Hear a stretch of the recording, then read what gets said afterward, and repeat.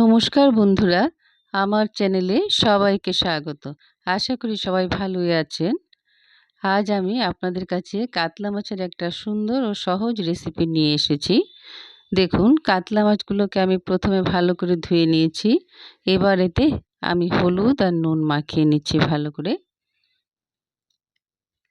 কড়াইতে তেল দিয়ে দিলাম, দিয়ে প্রথমে আমি মাছগুলোকে ভেজে নেব।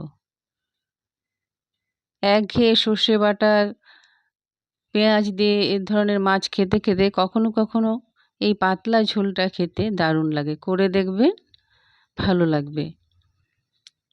প্রথমে মাছগুলোকে ভেজে নিচ্ছি আমি। এভাবে ভেজে উঠিয়ে নেব।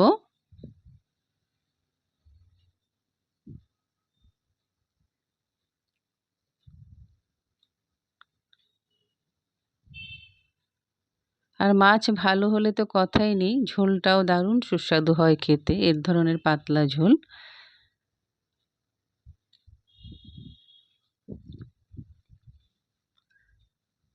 দেখুন, মাছগুলো আমার ভাজা হয়ে গেছে। মাছের ঝোলে আমি আলু দেব, তাই আলুগুলো এভাবে কেটে নিয়েছি, সাথে কাঁচা লঙ্কাও রেখেছি। এবার আমি কড়াইতে তেল দিয়ে দিচ্ছি, দিয়ে কালো জিরে ফোড়ন দিয়ে দিলাম, সাথে কাঁচা লঙ্কা দুটো ভেঙে দিয়ে দিচ্ছি।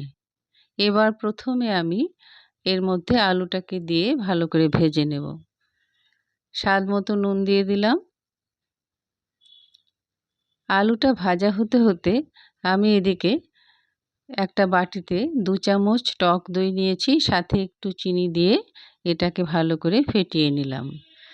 দইটা প্রচণ্ড টক, তাই আমি একটু চিনি মিশিয়েছি ব্যালেন্স করার জন্যে।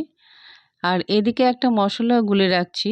1 চামচ হলুদ গুঁড়ো, 2 চামচ ধনে গুঁড়ো আর 1 চামচ লঙ্কা গুঁড়ো দিয়ে এটাকে তৈরি করে রাখলাম। আলুটা ভাজা হয়ে গেলেই আমি প্রথমে এই মশলার মিশ্রণটা এতে দিয়ে দেবো। দেখুন, দিয়ে দিলাম।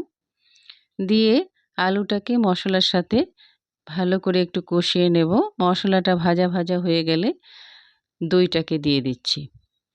দইটা দিয়ে একটু নেড়ে চেড়ে তেলটা যখন একটু ভেসে উঠবে, ঠিক সেই মুহূর্তে আমি এতে পরিমাপ অনুযায়ী ঝোল দিয়ে দেবো। এতে আমি এখন একটু গরম মশলাও দিয়ে দিলাম।